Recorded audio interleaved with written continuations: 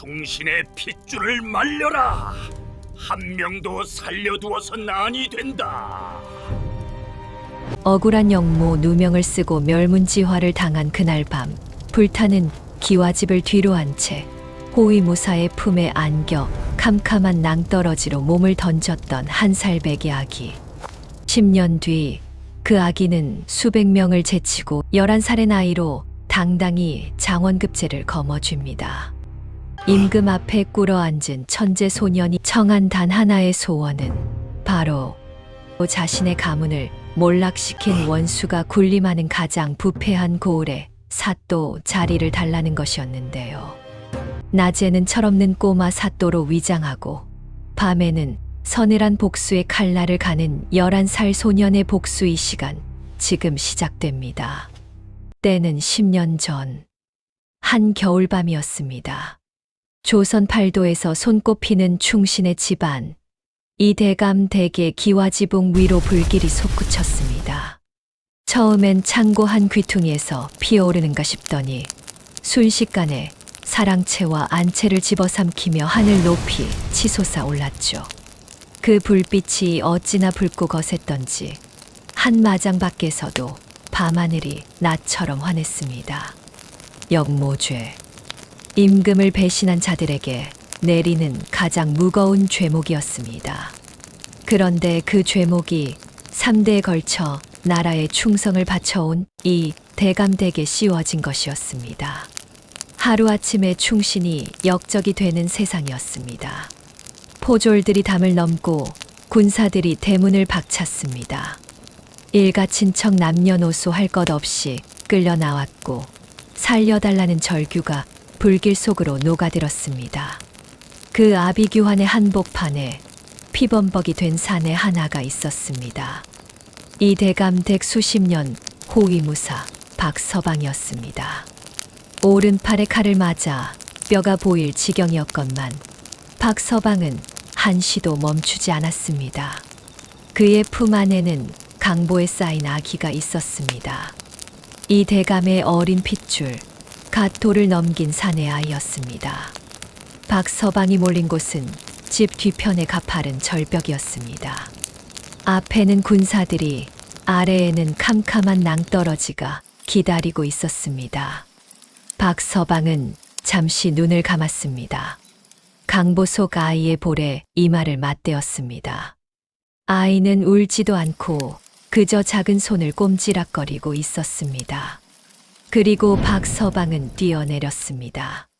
캄캄한 절벽 아래로 타오르는 불길을 등에 지고 아이를 품에 꼭 끌어안은 채로 불타는 기와집의 시뻘건 불꽃이 두 사람의 뒷모습을 마지막으로 비추었습니다. 조선 최고 충신 가문의 마지막 핏줄이 어둠 속으로 사라진 밤이었습니다. 그리고 그 어둠 속에서 원한 하나가 씨앗처럼 심어졌습니다. 10년이 흘렀습니다. 불타던 저택도, 피 흘리던 그 감도 세상 사람들의 기억에서 차츰 지워져 갔습니다. 하지만 깊은 산속 외딴 암자 한켠에서 그 밤의 기억을 가슴에 묻고 살아온 두 사람이 있었습니다. 이른 새벽, 안개가 자욱하게 깔린 산중 빈터였습니다. 11살 소년 은성이 땀을 뻘뻘 흘리며 검을 휘두르고 있었습니다. 왼손, 오른손, 발놀림, 몸의 중심. 어느 하나 흐트러짐이 없었습니다. 또래 아이들이 서당에서 졸음을 참을 나이에 은성은 새벽부터 별이 뜰 때까지 검과 씨름하며 자랐습니다. 박서방이 그 모습을 나무 그늘 아래서 조용히 바라보고 있었습니다. 절벽에서 뛰어내리던 날 오른팔을 크게 다친 탓에 이제 박서방의 오른손은 제대로 쥐는 것조차 어려웠습니다. 그럼에도 그는 은성 곁을 한 번도 떠나지 않았습니다. 아이를 살려낸 것으로 제 소임의 절반은 다 했다고 생각했습니다. 나머지 절반은 이 아이를 올바르게 키워내는 일이었습니다. 연습을 마친 은성이 숨을 고르며 다가오자 박서방은 천천히 일어섰습니다. 그리고 평생 자신의 손을 떠나지 않았던 낡은 검을 소년 앞에 내밀었습니다. 칼집은 여기저기 긁히고 색이 바랬지만 칼날만큼은 여전히 서늘한 빛을 품고 있었습니다. 이 대감이 박서방에게 손수 내린 검이었습니다. 은성이 두 손으로 검을 받아들었습니다. 묵직한 무게가 팔에 전해졌습니다. 박서방이 나지막하게 입을 열었습니다. 칼이란 원수의 목을 벨 때 쓰는 게 아니다. 세상의 억울함을 베어낸 뒤에 조용히 꽂아두는 것이다. 잠시 말을 고른 그가 덧붙였습니다. 분노에 잡아먹히면 너도 결국 그놈들과 다를 바 없는 괴물이 될 뿐이야. 은성은 아무 말도 하지 않았습니다. 다만 그 낡은 검을 꼭 쥔 손에 조금씩 힘이 들어갔습니다. 아버지의 체온이 남아있을 리 없는 낡은 칼자루였지만 은성에게는 그것이 세상 그 무엇보다 뜨겁게 느껴졌습니다. 복수가 아니라 정의, 분노가 아니라 법. 소녀는 그날 아침 자신이 걸어갈 길이 얼마나 외롭고 험할지도 모른 채 고개를 한 번 끄덕였습니다. 하늘은 스스로 돕는 자를 돕는다 했습니다. 은성은 타고난 재주가 남달랐습니다. 무공만 해도 그랬습니다. 11살이 되던 해 은성의 검 솜씨는 이미 박서방을 훌쩍 넘어서 있었습니다. 박서방이 가진 모든 것을 전수하는데 보통 사람은 평생이 걸립니다. 은성은 그것을 채 10년도 안 되어 흡수했습니다. 산짐승처럼 날렵한 몸놀림에 어른도 버티기 힘든 완력까지 갖추었으니 박서방은 이 아이가 신령님의 점지를 받고 태어난 것이 틀림없다고 속으로 생각했습니다. 무예만이 아니었습니다. 은성은 그래도 놀라운 재주를 보였습니다. 박서방이 어디서 구해다 준 낡은 책들을 몇 번 읽고는 그 뜻을 줄줄 외워냈습니다. 사서삼경을 통달하는데도 오랜 시간이 걸리지 않았습니다. 산속에서 홀로 공부한 아이라고는 믿기지 않을 만큼 은성의 글솜씨와 사리 분별은 어느 서당 훈장도 혀를 내두를 수준이었습니다. 그리하여 11살, 은성은 박서방의 손에 이끌려 한양으로 향했습니다. 과거 시험장에 들어선 은성을 보고 시험관들은 피식 웃음을 감추지 못했습니다. 어린아이가 무슨 과거냐며 수군거리는 소리가 사방에서 들려왔습니다. 그러나 방이 붙던 날 웃음소리는 싹 사라졌습니다. 장원급제, 수백 명의 응시자 중 단연 으뜸이었습니다. 채점을 맡은 대신들이 답안지를 돌려보며 눈을 의심했습니다. 이 글이 정녕 11살 아이의 것이냐고 몇 번이나 되물었습니다. 소문은 순식간에 한양 전체로 퍼졌고 임금의 귀에도 들어갔습니다. 임금은 은성을 직접 불러들였습니다.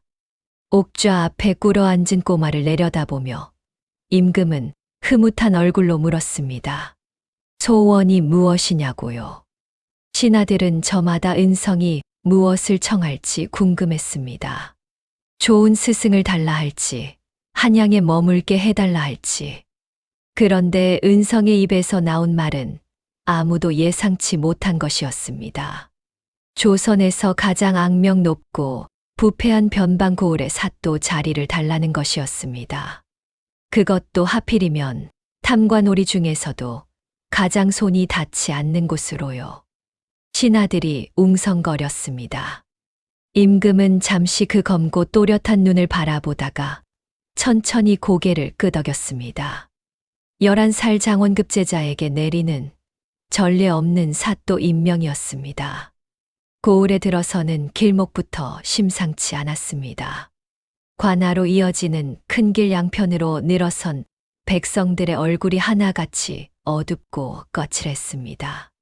한창 일할 나이의 장정들은 눈을 내리깔고 아낙네들은 아이들을 품에 꼭 끌어안은 채 숨을 죽였습니다. 새 사또가 부임하는 날이면 을의 구경꾼들이 몰려 북적이는 법인데 이 고을은 달랐습니다. 반기는 기색도 호기심 어린 눈빛도 없었습니다. 그저 빨리 지나가기만을 바라는 눈들뿐이었습니다. 은성은 가마 안에서 그 눈들을 하나하나 살폈습니다. 겉으로는 철없는 아이처럼 두리번거리는 듯 보였지만 속으로는 이미 이 고을의 공기를 읽고 있었습니다. 두려움에 절어있는 백성들, 오랫동안, 아주 오랫동안 짓눌려온 사람들의 얼굴이었습니다. 이 고을을 그렇게 만든 사람이 있었습니다. 최대감. 조선 팔도를 통틀어 그 이름 석자를 모르는 자가 없었습니다. 한양 권문세가의 든든한 뒷배를 업고 이 고을에서 왕이나 다름없이 군림해온 자였습니다. 백성들의 논밭을 빼앗고 곳간을 털고 마음에 들지 않는 자는 죄를 씌워 옥에 가두었습니다.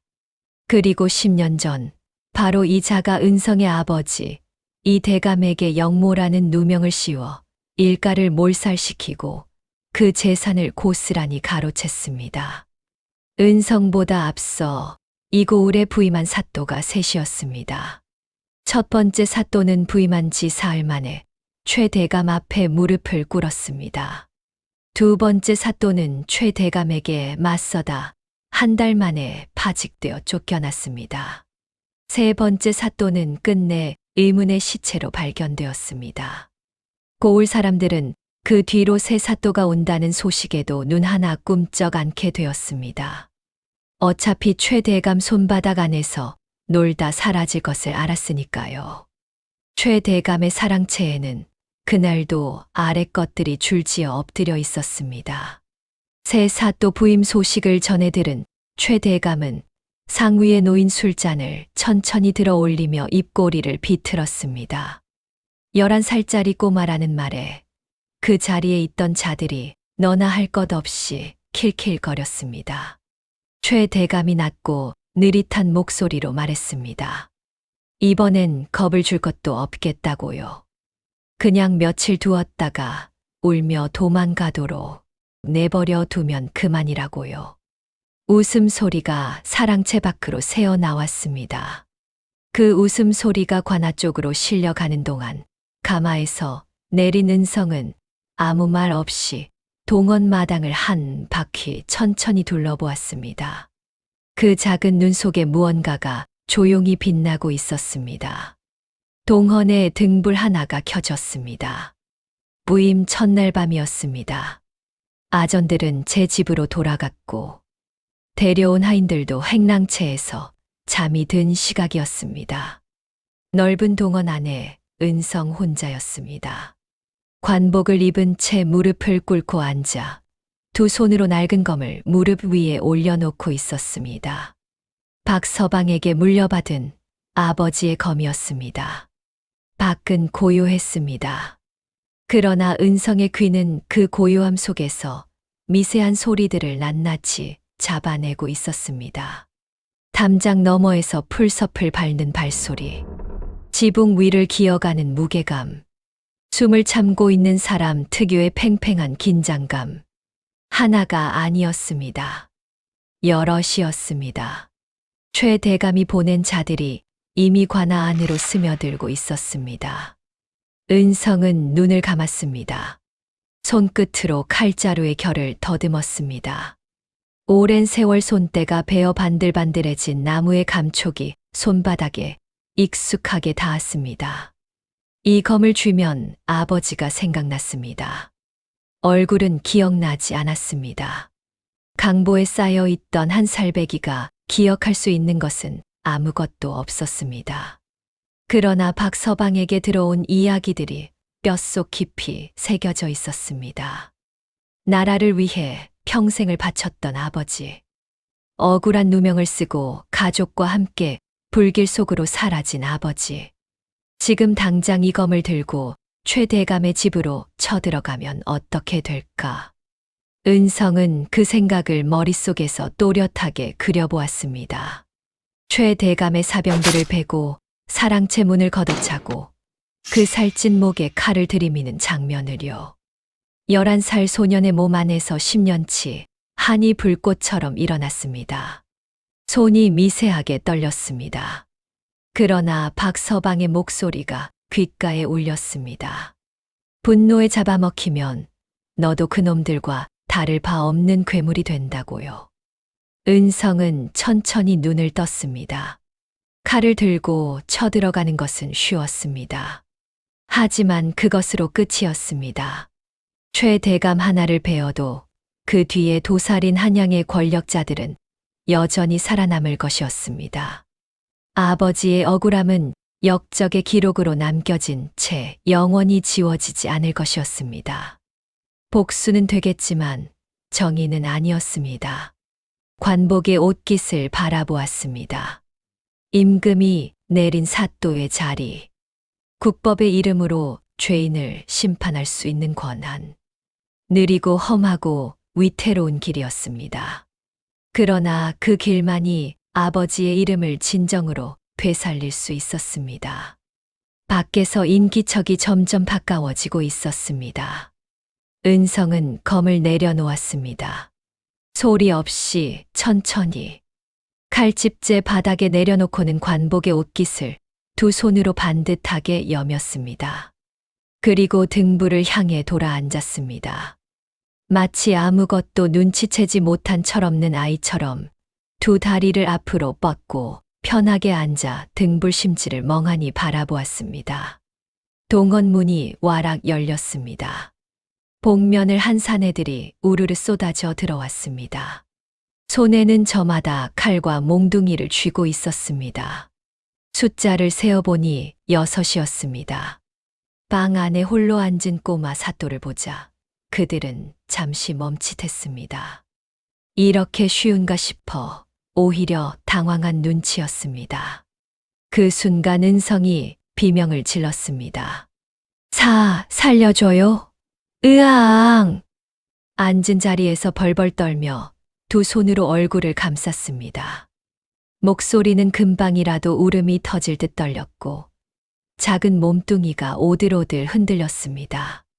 복면 사내들이 서로 눈빛을 교환했습니다. 적에 다냐는 눈빛이었습니다. 한 사내가 코웃음을 치며 성큼 다가섰습니다. 그때 밖에서 횃불 소리와 함께 관아 하인들이 몰려드는 소리가 났습니다. 사또의 비명 소리에 잠이 깬 하인들이 불이 나게 달려온 것이었습니다.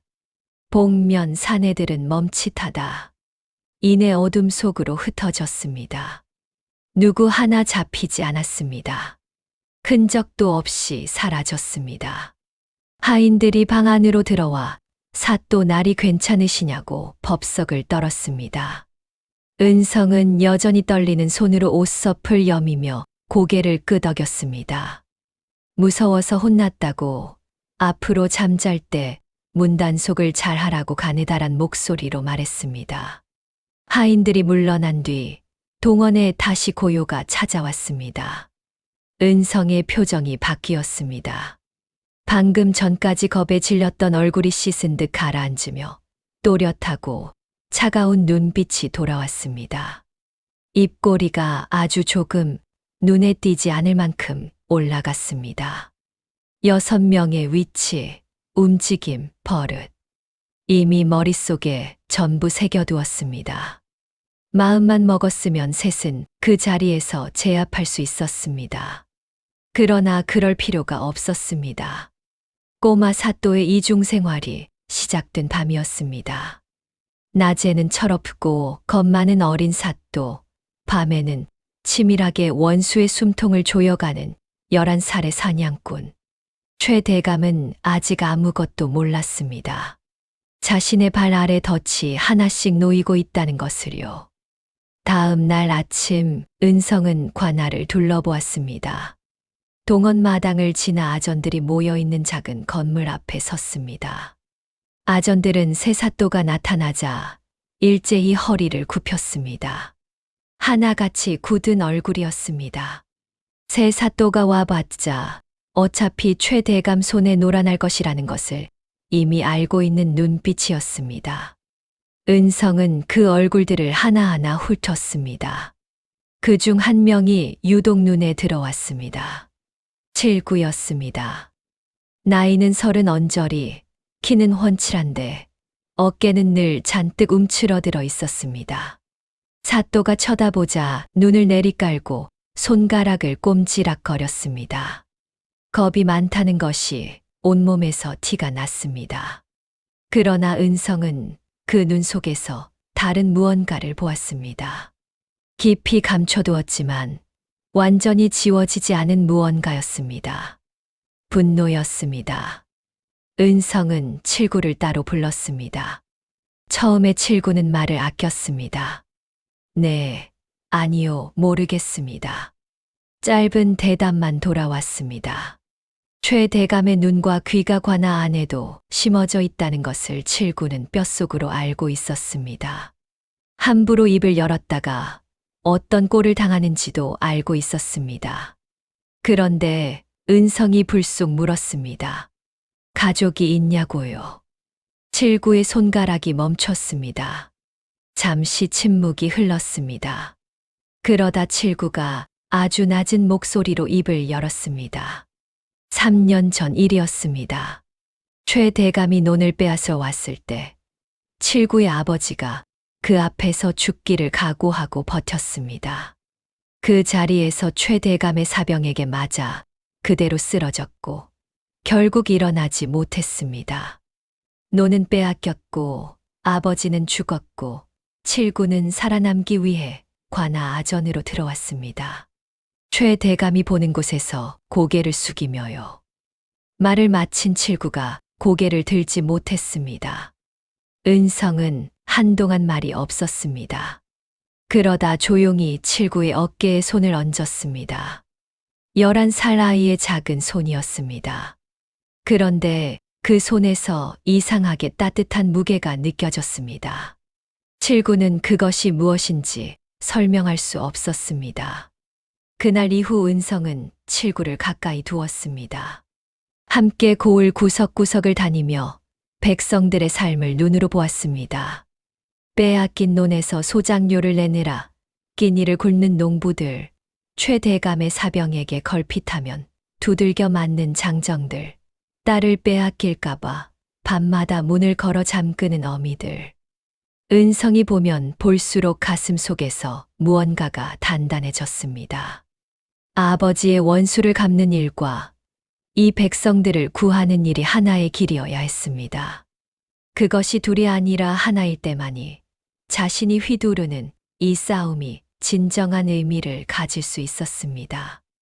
은성은 그것을 칠구의 눈물 어린 이야기 속에서 깨달았습니다. 꼬마 사또의 기상천외한 나날이 시작되었습니다. 은성은 낮마다 철없는 아이 행세를 이어갔습니다. 동원 마루에 드러누워 다리를 흔들거나 아전들에게 엉뚱한 질문을 던지거나 관아 마당에서 혼자 돌멩이를 차며 놀았습니다. 최 대감의 눈과 귀들이 그 모습을 보고 돌아가 보고하면 최 대감은 더욱 느긋하게 웃었습니다. 걱정할 것 없다고 제풀에 지쳐 도망갈 것이라고요. 그러나 그 사이 은성의 손은 쉬지 않았습니다. 첫 번째 명령이 떨어진 것은 부임 사흘째 되던 날이었습니다. 은성이 겁에 질린 목소리로 아전들을 불러 모았습니다. 밤마다 동원에서 귀신 소리가 들린다고, 무서워서 잠을 못 자겠다고 울상을 지었습니다.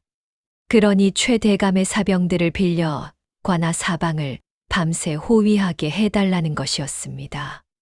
아전들은 어이없는 얼굴로 최 대감에게 전했고, 최 대감은 피식 웃으며 사병 수십 명을 관아로 보냈습니다. 꼬마 달래는 셈 치고요. 그렇게 최 대감의 사병 수십 명이 관아 안에 묶였습니다. 두 번째 명령은 닷새째 되던 날이었습니다. 은성이 밥상을 물리며 심통난 얼굴로 선언했습니다. 고을에서 제일 좋은 음식을 매일 올리지 않으면 한양 임금님께 편지를 쓰겠다고요. 제일 좋은 음식이 어디서 나냐고 물었더니 아전들이 머뭇거리며 최대감 댁 곳간에서 난다고 했습니다. 은성은 눈을 반짝이며 당장 가져오라 했습니다. 최대감은 이를 갈면서도 거절했다가 꼬마 입에서 임금 이야기가 나올까봐 마지못해 보내왔습니다. 곳간이 조금씩 비기 시작했습니다. 세 번째가 가장 통쾌했습니다. 은성이 최대감의 집으로 불쑥 찾아갔습니다. 사또가 심심하다며 최대감의 사랑채 진귀한 물건들을 구경하겠다는 것이었습니다. 최대감이 이를 어찌 막겠습니까? 꼬마 사또를 억지로 내쫓았다가 무슨 말이 나올지 몰랐습니다. 억지 웃음을 지으며 들여보냈더니 은성이 애장품 도자기를 만지작거리다 떨어뜨려 박살을 냈습니다. 그러고는 해맑게 웃으며 미안하다고 했습니다. 최대감 눈에 핏줄이 섰지만 꾹 참았습니다. 은성은 그날 이후로도 틈만 나면 최대감의 집을 들락거렸습니다. 한 번 다녀올 때마다 감나가는 물건 하나씩이 깨지거나 없어졌습니다. 사랑채 구석구석을 살피는 눈이 비밀 금고가 어디 있을지를 조용히 가늠하는 눈이기도 했습니다. 칠구가 그 뒤를 따르며 빠짐없이 살폈습니다. 최대감의 사병들은 관아에 묶이고 곳간은 비어가고 애장품은 하나씩 사라졌습니다. 고을 백성들은 처음에는 어리둥절해하다가 차츰 관아 쪽을 바라보는 눈빛이 달라지기 시작했습니다. 저 꼬마 사또 혹시 보통 아이가 아닌 것 아니냐고 수군거리는 소리가 골목 사이로 번져갔습니다. 봄비가 내리는 밤이었습니다. 칠구가 관아 뒷마당 구석진 곳에서 은성을 기다리고 있었습니다. 삿갓을 눌러쓰고 몸을 잔뜩 웅크린 채였습니다. 주변을 몇 번이나 두리번거리고서야 비로소 입을 열었습니다. 목소리가 빗소리에 묻힐 만큼 낮았습니다. 찾았다고 했습니다. 은성의 눈빛이 달라졌습니다. 칠구가 떨리는 목소리로 이어 말했습니다. 최대감의 집 사랑채 안쪽 오래된 벽장 뒤편에 이중으로 된 벽이 있다고 했습니다. 그 안에 철제 금고가 숨겨져 있는데 최대감이 직접 열쇠를 목에 걸고 다니는 것을 오래전부터 드나들던 하인이 목격했다고 했습니다. 그 하인이 칠구와 오랜 사이였습니다. 목숨을 걸고 귀띔해 준 것이었습니다. 은성은 빗속에 잠시 눈을 감았습니다. 그 금고 안에 무엇이 들어있을지는 이미 짐작하고 있었습니다. 최대감이 수십 년간 저질러온 비리의 기록들, 뇌물을 주고받은 장부, 백성들의 재산을 빼앗은 문서들, 그리고 무엇보다 10년 전 이 대감 가문에 영모 누명을 씌우기 위해 조작한 증거들이 그 안에 잠들어 있을 것이었습니다. 최대감이 그것을 없애지 않고 간직해온 데는 이유가 있었습니다. 한양 권력자들과의 은밀한 거래, 내역이 담겨 있어 서로를 올가매는 일종의 보험이었습니다. 그것을 손에 넣는 순간 모든 것이 끝났습니다. 은성은 천천히 눈을 떴습니다. 빗방울이 볼을 타고 흘러내렸습니다. 가슴 깊은 곳에서 10년 만에 처음으로 뜨거운 것이 치밀어 올랐습니다. 손이 떨렸습니다. 분노가 아니었습니다. 기다림의 끝이 보이기 시작할 때 찾아오는 그 묘하고 벅찬 떨림이었습니다. 그러나 바로 그 무렵 최대감의 사랑채에도 불이 밝혀져 있었습니다. 최대감은 술잔을 내려놓고 신복을 불러 앉혔습니다. 꼬마 사또가 며칠 새 사랑채를 제 집 드나들 듯 했던 일이 마음에 걸렸습니다. 겉으로는 철없는 아이 같았지만 그 눈빛이 어딘가 달랐습니다. 아이의 눈이 아니었습니다. 최대감은 오랜 세월 숱한 사람들을 상대해온 자였습니다. 직감이 예사롭지 않다고 말하고 있었습니다. 꼬마 사또의 출신을 샅샅이 캐보라고 명했습니다. 봄비는 밤새 내렸습니다. 관아와 최대감의 집, 두 곳에서 동시에 다음수가 놓이고 있었습니다. 승리가 손에 잡힐 듯 가까워진 순간, 그림자도 함께 짙어지고 있었습니다. 최대감이 움직이기 시작했습니다. 처음에는 소문이었습니다.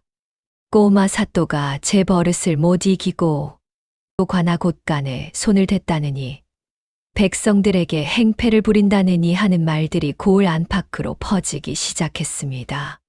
최대감이 심어둔 자들이 입에서 입으로 옮긴 거짓말이었습니다. 한양으로 올라가는 파발편에도 같은 내용의 서찰이 실렸습니다. 은성을 파직시킬 명분을 만들기 위한 첫 수였습니다. 그 다음은 돈이었습니다. 최대감은 한양 권문세가 곳곳에 은자를 뿌렸습니다. 오랜 세월 공들여 쌓아온 인맥이었습니다. 이 조판서 대기에 묵직한 뇌물 보따리가 전해졌고 사헌부 관리 몇몇의 손에도 금이 쥐어졌습니다. 며칠이 지나자 한양에서 공문이 내려왔습니다. 꼬마 사또의 행실을 문제 삼아 파직을 명하는 문서였습니다. 도장도 반듯하게 찍혀 있었습니다. 겉으로는 아무 흠잡을 데 없는 공식 문서였습니다. 관아에 그 문서가 도착하던 날, 아전들의 얼굴이 하얗게 질렸습니다. 은성은 문서를 받아들고 천천히 읽었습니다. 표정 하나 변하지 않았습니다. 옆에서 지켜보던 칠구만이 손을 부들부들 떨었습니다. 결국 이렇게 되는구나 싶었습니다. 앞서 사또들이 당한 것처럼 이번에도 최대감의 손이 이겼구나 싶었습니다. 그러나 최대감은 거기서 멈추지 않았습니다. 파직 문서만으로는 성에 차지 않았습니다. 꼬마 사또가 비밀 금고를 눈치챘을지도 모른다는 의심이 거치지 않았습니다. 확실히 끝을 내야 했습니다. 최대감은 신복을 불러 사병 수백 명을 집결시키라 명했습니다. 관아를 완전히 애워싸라는 것이었습니다. 파직 문서를 받고도 버티면 역으로 관아를 점거한 죄를 씌울 참이었습니다. 이튿날 새벽 관아 담장 사방으로 횃불이 줄지어 섰습니다. 갑옷을 갖춰 입은 사병들이 창을 들고 겹겹이 포진했습니다. 마을 사람들이 멀찍이서 그 광경을 바라보았습니다. 수백 명이었습니다. 관아 안에는 은성과 칠구, 그리고 겁에 질린 하인 몇 명뿐이었습니다.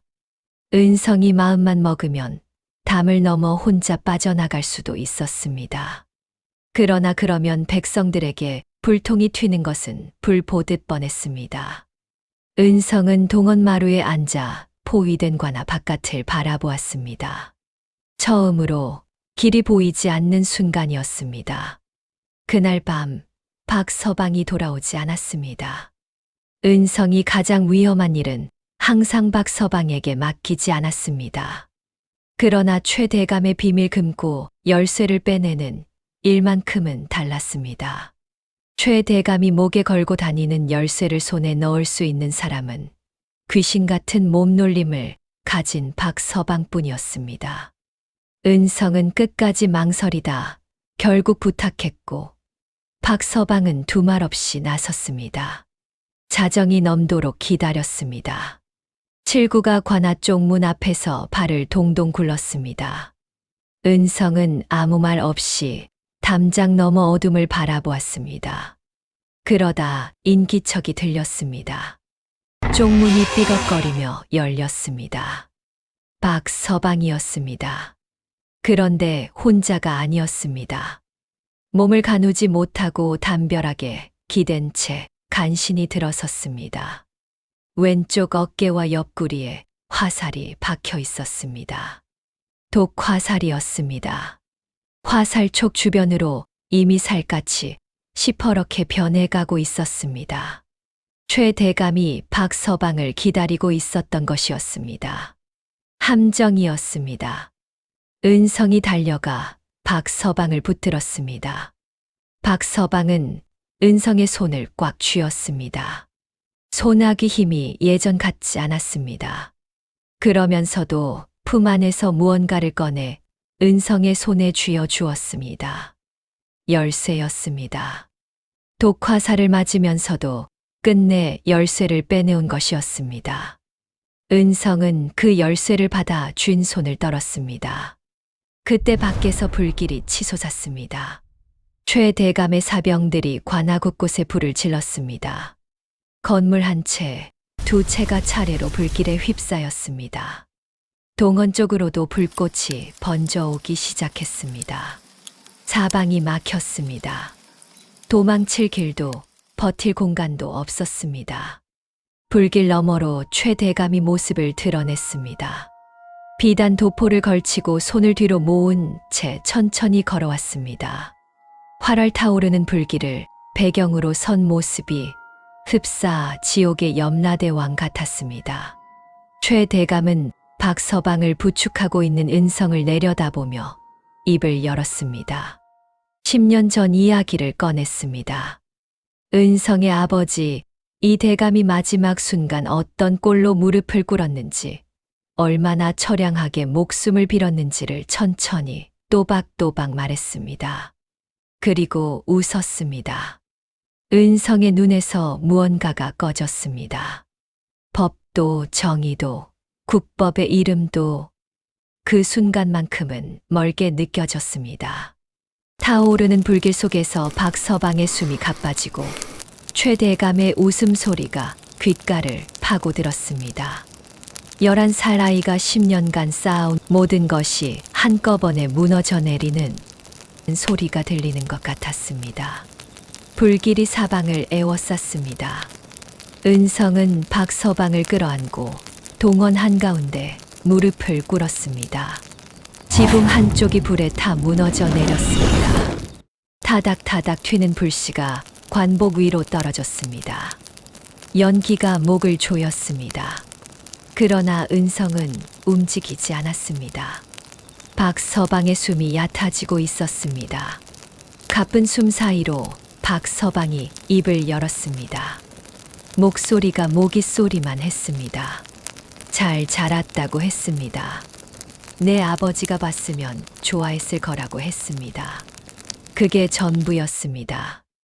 더 말을 잇지 못하고 눈을 감았습니다. 숨이 끊어진 것은 아니었습니다.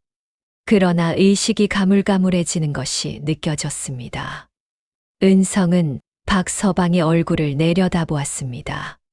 10살 내내 곁에서 밥을 해주고 검을 가르쳐주고 추운 겨울밤 이불을 덮어주던 사람이었습니다. 아버지 대신이었습니다. 눈물이 흘렀습니다. 소리 없이 흘렀습니다. 연기 때문인지 슬픔 때문인지 은성 자신도 알 수 없었습니다. 다만 뜨거웠습니다. 볼을 타고 턱까지 흘러내리는 눈물이 불길보다 더 뜨거웠습니다. 법으로 심판하겠다는 신념이 이 꼴이었습니다. 관복을 바르게 여미며 사또로서 국법을 지키겠다 다짐했던 그 밤이 떠올랐습니다. 철없는 아이 흉내를 내며 최대감의 수족들을 농락했던 날들도 떠올랐습니다. 칠구에게서 백성들의 이야기를 듣고 이 싸움이 복수를 넘어선 것이어야 한다고 다짐했던 순간도 떠올랐습니다. 그 모든 것이 지금 이 불길 앞에서 한낱 어린아이의 철없는 꿈처럼 느껴졌습니다. 최대감은 이미 이긴 자의 얼굴을 하고 있었습니다. 세상은 원래 이렇게 돌아가는 것이었습니다. 힘 있는 자가 법을 만들고 법을 부수고 법 위에 군림했습니다. 충신은 역적이 되고 역적은 대감이 되었습니다. 11살짜리 아이가 관복 하나 걸쳐 입고 맞서기에는 너무나 단단하고 깊은 세상의 이치였습니다. 은성의 손이 바닥을 더듬었습니다. 아버지의 검이었습니다. 불길 속에서도 칼집은 멀쩡했습니다. 손바닥에 익숙한 무게가 실렸습니다. 10년간 참아온 것들이 한꺼번에 목구멍으로 밀려 올라왔습니다. 법도 정의도 국법도 이제는 상관없었습니다. 저 웃음소리를 멈추게 하고 싶었습니다. 지금 당장 이 손으로요. 은성이 천천히 검을 뽑아 들었습니다. 11살 아이의 눈에서 아이의 빛이 완전히 사라졌습니다. 그 자리를 채운 것은 10년치 한이 한꺼번에 녹아내린 서늘하고 깊은 살기였습니다. 불길이 그 눈빛을 붉게 물들였습니다. 은성은 천천히 몸을 일으켰습니다. 그 순간이었습니다. 담장 너머에서 소리가 들려왔습니다. 처음에는 웅성거림이었습니다. 그러다 점점 커졌습니다. 발소리였습니다. 한 사람, 두 사람이 아니었습니다. 수십, 수백 개의 발이 땅을 울리며 몰려오는 소리였습니다. 최대감의 사병들이 술렁거렸습니다. 저게 무슨 소리냐고 서로 눈빛을 교환했습니다. 관아 정문이 열렸습니다. 칠구가 앞장서 있었습니다. 평소 어깨를 잔뜩 움츠리고 눈을 내리깔던 그 칠구가 이날만큼은 허리를 꼿꼿이 세우고 서 있었습니다. 손에는 낫을 쥐고 있었습니다. 그 뒤로 고을 백성들이 쏟아져 나왔습니다. 농부들은 쇠스랑을, 아낙네들은 몽둥이를, 노인들은 지팡이를 들었습니다. 저마다의 손에 저마다의 무기가 들려 있었습니다. 번듯한 군사들이 아니었습니다. 오합지졸이라 해도 할 말이 없는 모습이었습니다. 그러나 그 눈빛만큼은 달랐습니다. 더 이상 물러서지 않겠다는 눈빛이었습니다. 칠구가 최대감의 사병들을 향해 외쳤습니다. 너희도 이 고을 사람들의 자식 아니냐고, 부모 형제가 당한 것을 잊었냐고요. 목소리가 떨렸습니다. 그러나 한마디 한마디가 또렷하게 불길 속으로 퍼져나갔습니다. 사병들 사이에서 미세한 동요가 일었습니다. 창을 든 손이 흔들리는 자도 있었습니다. 불타는 동원 안에서 은성이 그 소리를 들었습니다. 칼을 든 손이 멈추었습니다. 눈을 들어 정문 쪽을 바라보았습니다. 낫을 쥔 칠구가 보였습니다. 몽둥이를 든 안악이 보였습니다. 지팡이를 짚은 노인이 보였습니다. 두려움을 무릅쓰고 이곳까지 달려온 사람들이었습니다. 이 싸움이 자신만의 싸움이 아님을 온몸으로 보여주러 온 사람들이었습니다. 은성의 눈에서 살기가 거쳤습니다. 천천히, 아주 천천히 불길이 여전히 이 사방을 태우고 있었지만 그 속에서 은성의 눈빛이 달라졌습니다. 분노가 가라앉고 흔들렸던 신념이 다시 제자리를 찾아왔습니다. 아버지의 검을 쥔 손에 힘이 실렸습니다. 그러나 아까와는 다른 힘이었습니다. 사륙을 향한 힘이 아니라 심판을 향한 힘이었습니다. 은성은 박서방의 손을 한 번 꼭 쥐었습니다. 눈을 감고 있는 박서방의 얼굴에 대고 낮게 말했습니다. 끝내겠다고요. 제대로 끝내겠다고요. 그리고 일어섰습니다. 관복의 옷깃을 두 손으로 반듯하게 여몄습니다. 칼을 빼든 채 무너져 내리는 동원문을 발로 박찼습니다. 문짝이 불씨를 흩뿌리며 나가 떨어졌습니다. 불길과 연기를 헤치고 걸어 나오는 11살 사또의 모습에 최대감의 사병들이 일제히 굳어버렸습니다. 백성들의 함성이 터져 나왔습니다. 칠구가 눈물을 훔치며 낫을 높이 치켜들었습니다. 꼬마 사또가 마침내 제 모습을 드러낸 밤이었습니다. 백성들이 길을 열었습니다. 좌우로 갈라선 사람들 사이로 은성이 걸어 나왔습니다. 관복은 불에 그슬려 군데군데 탔고 얼굴에는 검댕이 묻어 있었습니다. 그러나 걸음은 흔들리지 않았습니다. 손에 쥔 아버지의 검이 불빛을 받아 서늘하게 빛났습니다. 최대감의 사병들이 슬금슬금 뒤로 물러섰습니다. 칠구와 백성들이 그 빈자리를 메우며 사병들을 애워쌌습니다. 최대감과 은성이 마주 섰습니다. 최 대감의 얼굴에서 처음으로 여유가 사라졌습니다. 그러나 이내 이를 드러내며 웃었습니다. 11살짜리 꼬마가 검을 들었다고 세상이 바뀌겠냐고. 자신의 뒤에는 한양 권력자들이 줄줄이 버티고 있다고 으르렁거렸습니다.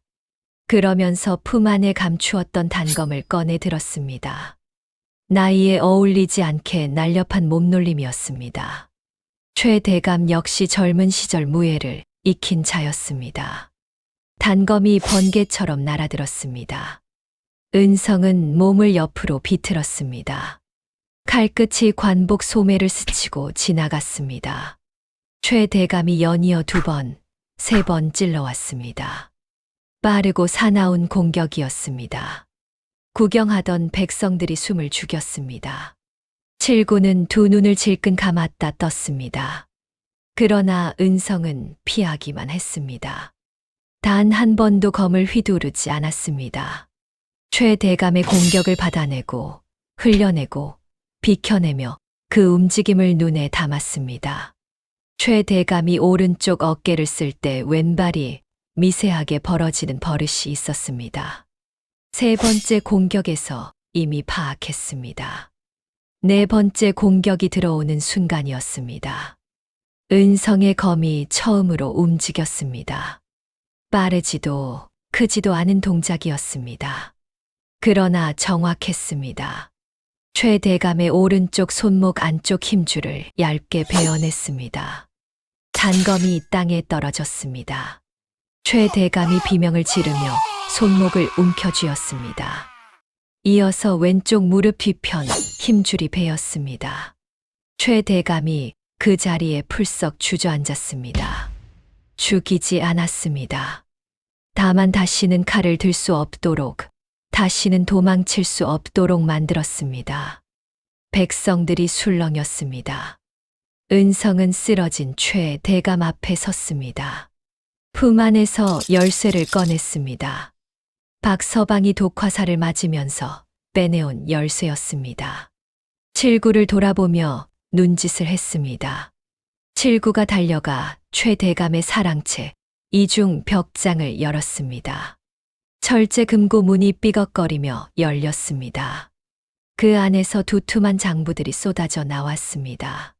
10년 전 영모 조작 문서, 수십 년치 비리 장부, 한양 권력자들과의 거래 기록이 빼곡히 적힌 문서들이었습니다. 은성이 장부를 들어 하늘 높이 뿌렸습니다. 종이장들이 불빛을 받으며 고울 하늘 위로 흩날렸습니다. 백성들이 저마다 손을 뻗어 한 장씩 받아들었습니다. 글을 아는 자가 소리 내어 읽었습니다. 읽어 내려갈수록 사람들의 얼굴이 굳었습니다. 그리고 터져 나오는 함성이 밤하늘을 흔들었습니다. 은성이 주저앉은 최 대감을 내려다보며 입을 열었습니다. 목소리는 낮고 또렷했습니다. 나이에 어울리지 않는 무게가 실려 있었습니다. 사또 은성이 국법의 이름으로 명한다고 했습니다. 10년 전 충신을 모함하고 백성을 수탈한 대역죄인 최 대감을 이 자리에서 참수하라! 망나니의 칼이 달빛 아래 번쩍였습니다. 최 대감의 목이 땅에 떨어지는 순간 고을 전체가 숨죽인 듯 고요해졌습니다. 그리고 이어진 것은 울음이었습니다. 통곡이었습니다. 수십 년을 짓눌려 살아온 백성들의 눈물이 봇물 터지듯 쏟아졌습니다. 칠구도 울었습니다. 2 손으로 얼굴을 감싸고 어깨를 들썩이며 울었습니다. 아버지 생각이 났습니다. 은성은 울지 않았습니다. 다만 하늘을 올려다보았습니다. 불길이 잦아들며 연기 사이로 별이 하나씩 모습을 드러내고 있었습니다. 고을의 아침이 찾아왔습니다. 밤새 타오르던 불길이 잦아들고 연기 대신 이른 안개가 낮게 깔렸습니다. 동쪽 산마루 너머로 햇살이 스며들기 시작했습니다. 10년 전 그 겨울밤 불타오르던 저택의 시뻘건 불길과는 달랐습니다. 부드럽고 고른 빛이었습니다. 세상을 태우는 빛이 아니라 세상을 천천히 깨우는 빛이었습니다. 고을 사람들이 하나둘 움직이기 시작했습니다. 밤새 관할을 지키던 백성들이 서로의 어깨를 두드리며 집으로 돌아갔습니다. 칠구는 날이 밝자마자 박서방을 업고 고을에서 가장 솜씨 좋은 의원을 찾아 뛰었습니다. 독화 살해독이 깊이 퍼지기 전에 처치를 받은 덕분에 박서방은 위기를 넘겼습니다.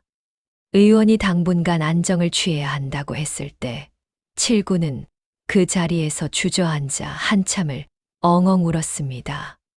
은성은 그 시각 관아 한켠에 홀로 있었습니다. 불에 그슬린 동원 한쪽 벽이 무너져 내린 자리에 누군가 밤사이 작은 제단을 만들어 두었습니다. 고을 백성 중 누가 차려두었는지 알 수 없었습니다. 거친 나무판 위에 향 한 줌과 막걸리 한 사발이 놓여 있었습니다. 소박하고 투박한 차림이었지만 그 앞에 서자 가슴이 먹먹해졌습니다. 은성은 무릎을 꿇었습니다. 품 안에서 위패 2개를 꺼내 제단 위에 나란히 세웠습니다. 하나는 아버지, 이 대감의 위패였습니다. 또 하나는 그날 밤 불길 속에서 함께 억울하게 쓰러져간 가문 사람들의 위패였습니다. 손으로 직접 깎고 다듬어 만든 것이었습니다. 한양으로 떠나기 전날 밤, 박서방 몰래 홀로 만들었습니다. 낡은 검을 2 손으로 들어 위패 앞에 조심스럽게 내려놓았습니다. 칼집 위에 손을 얹고 잠시 눈을 감았습니다. 아버지의 얼굴은 여전히 기억나지 않았습니다. 그러나 이상하게도 지금 이 순간만큼은 아버지가 바로 곁에 있는 것 같았습니다. 등을 토닥여주는 손길 같은 것이 느껴졌습니다. 아주 잠깐이었지만 분명했습니다. 눈을 떴습니다. 아침 햇살이 위패 위로 고르게 내려앉았습니다. 낡은 검의 칼집이 그 빛을 받아 따뜻하게 빛났습니다. 복수는 끝났습니다. 아버지의 억울함은 비리 장부와 함께 세상에 드러났고 한양으로 올라간 문서들이 머지않아 이 대감 가문의 누명을 벗겨낼 것이었습니다. 칼은 이제 제 소임을 다했습니다. 은성이 천천히 일어섰습니다. 관복의 옷깃을 2 손으로 반듯하게 여몄습니다. 불에 그슬리고 검댕이 묻은 관복이었지만 지금 이 순간만큼은 세상에서 가장 무겁고 귀한 옷처럼 느껴졌습니다. 복수를 끝낸 자리에서 진짜 백성의 목민관으로 다시 태어나는 순간이었습니다. 고을 어귀에서 달구는 소리가 들려왔습니다. 아이들이 골목으로 뛰어나왔습니다. 어미들이 문을 열고 아침밥 짓는 연기를 피워 올렸습니다. 장정들이 오랫동안 빼앗겼던 논두렁을 향해 발걸음을 옮겼습니다. 오래전에 잃어버린 것들이 하나씩 아주 천천히 제자리를 찾아가는 아침이었습니다. 맑고 평화로운 한 고을. 반듯한 관복 차림의 11살 사또가 위패를 향해 깊이 고개를 숙인 뒷모습이 마지막으로 남았습니다. 고을 어귀에서 달구는 소리가 들려오고 아이들이 골목으로 뛰어나오던 그 아침이었습니다. 오래전에 빼앗겼던 것들이 하나씩 아주 천천히 제자리를 찾아가는 아침이었지요. 은성이 위패 앞에 낡은 검을 내려놓던 그 손을 기억하십니까? 11살 소년의 손이었습니다. 아버지의 얼굴조차 기억하지 못하면서도 그 억울한 만큼은 가슴 가장 깊은 곳에 꺼지지 않는 불씨처럼 품고 살아온 아이였지요. 그러나 은성은 그 불씨를 함부로 태우지 않았습니다. 박서방의 말대로였습니다. 칼이란 원수의 목을 벨 때 쓰는 것이 아니라 세상의 억울함을 베어낸 뒤 조용히 꽂아두는 것이라고 했지요. 분노를 다스리지 못하면 결국 자신도 괴물이 된다는 그 가르침을 은성은 평생 잊지 않았습니다. 복수는 칼끝에서 완성된 것이 아니었습니다. 11살의 나이로 과거의 장원 급제하고 아무도 가려하지 않는 가장 부패한 고을의 사또 자리를 스스로 청한 그 선택에서 이미 시작된 것이었지요. 힘으로 맞서는 것이 아니라 법과 증거로 무너뜨리는 것, 분노로 달려드는 것이 아니라 지혜로 때를 기다리는 것. 은성의 복수가 통쾌한 것은 그것이 단순한 원한 갚음이 아니라 올바른 길을 걷는 정의였기 때문입니다. 그리고 은성 혼자였다면 불가능했습니다. 절벽에서 뛰어내리며 아이를 품에 안았던 박서방이 있었고, 아버지, 잃은 슬픔을 가슴에 묻고 곁을 지켜준 칠구가 있었습니다. 진짜 힘은 혼자의 것이 아닙니다. 믿어주는 사람, 함께 걷는 사람이 있을 때 비로소 완성되는 것이지요. 세상을 태우는 불길로 시작된 이야기가 세상을 천천히 깨우는 아침 햇살로 끝난 것은 우연이 아니었습니다. 복수가 아닌 정의로, 분노가 아닌 법으로 걸어간 자리에만 그런 아침이 찾아오는 법이니까요. 좋아요와 하이프는 제작에 큰 힘이 됩니다. 감사합니다.